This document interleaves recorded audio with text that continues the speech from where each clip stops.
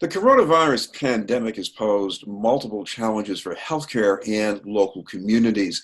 Both are a concern for a state representative from the South End who's also been working as a physician at Boston Medical Center and more recently at the Boston Hope Field Hospital. To tell us about the experience is Representative and Dr. Jon Santiago. Thank you very much for being with us, Doctor. Happy to be here, Chris. So I'm going to start with your own work in the health field here, because you're no stranger to emergency medicine and trauma, but what's the main thing that's different from working in this pandemic? A number of things. Everything is evolving so quickly, not just in terms of the science, but the public health and the way hospitals are approaching care for these patients. It's a very insidious virus. I mean, as I'm sure you are probably well aware, up to 25 to 40% of people can be asymptomatic, while people can get very sick. And so I'll alternate between seeing people who are quite sick requiring a ventilator and seeing asymptomatic people like many of my patients at the Boston Hope Field Hospital were. So it's been challenging in that regard and how fast things have evolved. I've been working Friday, Saturday, Sunday for the better part of the month, even up until March, and we've seen things evolved just in the processes and protocols rolling out at the hospital, how we address these patients, how we treat them, and how we kind of scale up for the surge, which we're currently in. One problem you've noticed is that people can have fairly mild symptoms and suddenly get much worse. There's an emergency room physician who thinks that maybe what's going on here is that these patients have COVID pneumonia. They're not presenting these dramatic symptoms, and by the time they show up at the hospital, it's almost too late. Do you see something like that? Well, it's unclear. There's no doubt over the past week or so, you've seen patients that were diagnosed maybe a week or so ago, and they come back sicker and in need of an ICU or ventilator. And so what we're seeing, particularly in the more critically ill patients, you're seeing two patients. You're seeing some patients who come in and look like they have a very bad pneumonia, and their x-rays look terrible, and they're requiring ventilators. But then you see patients who are also sick. They come in with low oxygen numbers, and typically you would be very quick to kind of intubate them, put them on a ventilator, but they're referred to as happy hypoxic patients, with low oxygen numbers, but look relatively well. And so we've actually transitioned over the past couple of weeks from wanting to put these people on a ventilator quite quickly to going to a place where we want to stave off intubation, where if we can have any other interventions that can, whether that's putting them on a non-rebreather or nasal cannula mask or putting them prone on their bellies in the emergency room to stave off the ventilator, that's been proven to be quite useful so far. Is there a need to catch these patients further upstream? Well, ideally that would be what would be preferable. It's just very difficult. I mean, because it's, again, 30 to 40 to 50% of these patients can present asymptomatic. Now, what I think we should be doing is that we should be looking at targeted interventions for specific populations. When you look at the nursing homes, for example, about half the deaths from COVID-19 are from folks that are in nursing homes. So the government has appropriately deemed these as hotspots and are universally testing all those folks in nursing homes and providing them the resources that they need to get tested and to get the appropriate care that we need. Similarly, I think we should be looking at communities of color as well. As I'm sure you're well aware of what's going on in Chelsea, Dorchester, Mattapan. These are communities that are largely people of color that have been hit hard for a host of reasons. Many of them are essential workers, so they're continuing to work. Many of them live in intergenerational housing. And so these denser communities, you're more likely to pass on the virus to one another. But secondly, these people in these communities are traditionally sicker than others. They have higher rates of diabetes, asthma, lung disease, which puts them at risk of deteriorating quite quickly in the emergency room. Speaking of which, the state has issued guidelines for the worst possible cases when there's a shortage of equipment, especially. There was a lot of outcry for these guidelines at first. There has been a change. What do you think of them now? Well, you're absolutely right. This is the last thing that I want to see as an emergency physician at a place where we have to ration care, things like ICUs and ventilators. And so at first, when they came out with these guidelines, there was a concern that they would disproportionately impact communities of colors based on the way they scored patients. So how it works is there was a scoring system, 1 through 8, and you would get scores scored based on some objective criteria and your underlying diagnoses.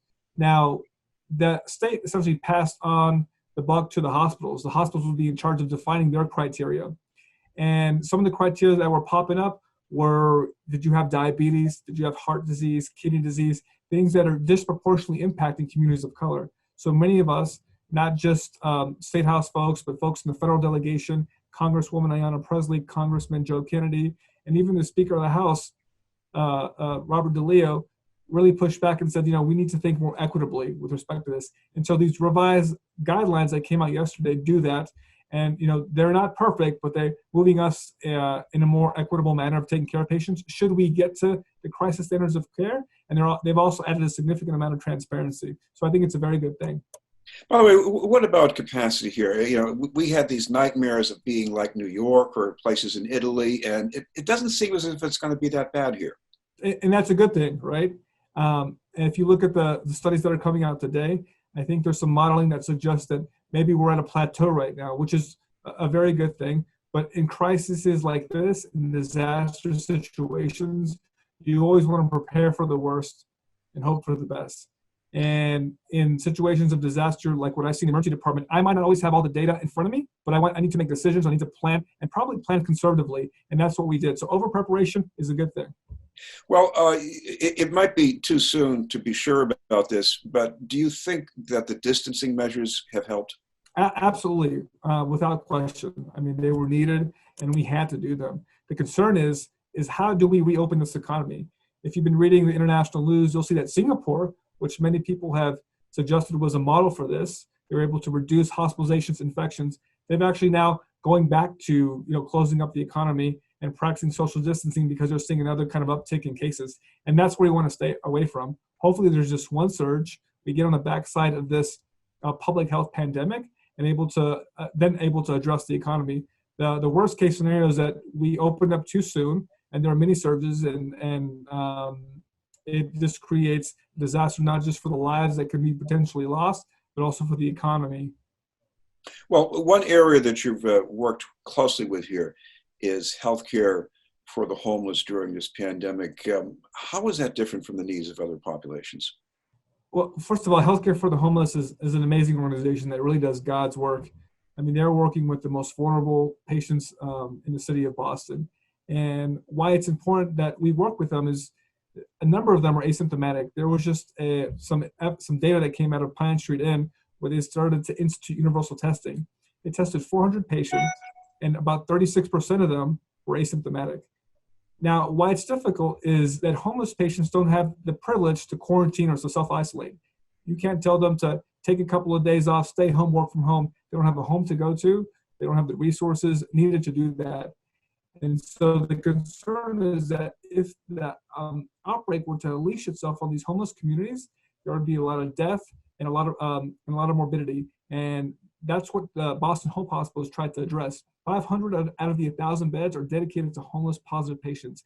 And so I have to really give credit to not just Healthcare for the Homeless, but the mayor of Boston, Marty Walsh, who was quick to realize this. They put up tents down in the South End to house patients who were either COVID-19 positive or suspected of having COVID.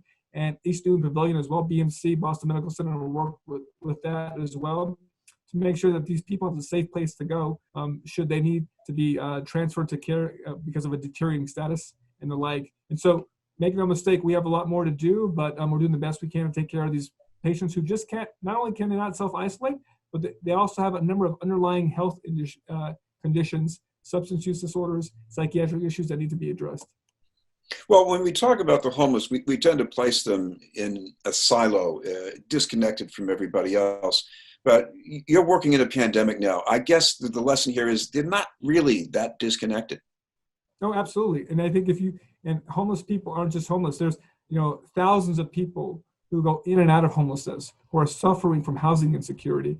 And there might be people who are trying to pay, hopefully next month's rent. And luckily the House of Representatives and the Senate, and I think recently signed by the governor, we passed a moratorium on evictions and foreclosures as well.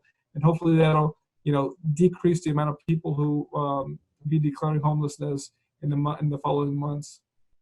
One thing that's different about a pandemic, and this applies to any population, is you're going to have people who are going to reach the worst possible outcome, and family and friends are not going to be there. What does that mean for you?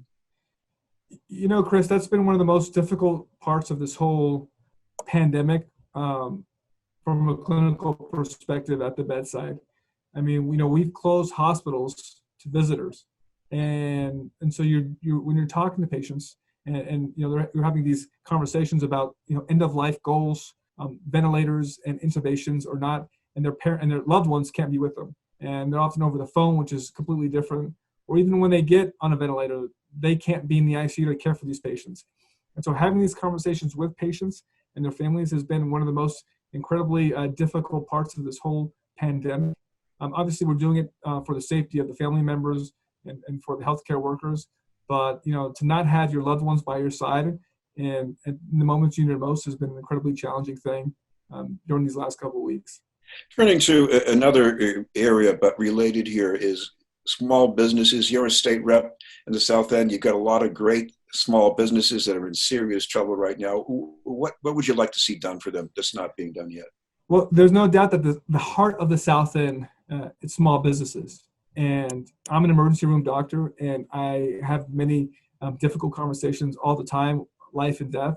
And one of the most sobering conversations I've had throughout these last couple of weeks this month was a small business roundtable that I had with people in the community. I mean, we're talking about hundreds of people were on the line concerned about what's going to happen with their small business. And these are people who've devoted their entire lives to their respective livelihood, where even in good years, margins are quite slim. And to hear that or be concerned that this could all go up in flames, it's been terribly distressing to a lot of them. So we've been working with a lot of people to get them on unemployment insurance, to get them hooked up with, hopefully with banks so they can get PPE, the Payment Protection Program at the federal government. Obviously, the $350 billion went up pretty quickly. And it's my hope that in the next coming days, there's going to be a fourth package that comes down from Congress. We've been very active at the state level, really talking to our federal delegation, saying we need the money, our small businesses need the money in order to stay alive. But you're right, make no mistake, once we get on the backside of this public health curve, the economic fallout from all this is going to be very, very difficult to deal with. I mean, if you're looking at projections, fiscal year 2021, we're talking about $6 billion in the hole, maybe $700 million just for the last quarter of this current fiscal year. And so the projections are dire, but I have faith in our legislature and in the leadership such as Speaker DeLeo, Aaron Mikowitz, who've already been through this, 2008, 2009 in a recession, and we were able to bounce back, create a healthy rainy day fund of $3.5 billion. And we're going to need every penny of that, but there's more to be done for sure. Because speaking of more to be done, you have a lot of unemployed people right now who've lost health insurance, and some of them are in sectors that won't recover very quickly. What about them? Well, I think there's no doubt that the Mass Health is going to play an important role in this. And there's been an $800 million transfer to help Mass Health really do what they need to do. And so if we can expand Mass Health, make sure that they're covered, make sure that people are connected to services. I think right now, my role as a state representative is trying to connect people to services. And many people who don't speak the language, who don't know how government works, that's been the most challenging part.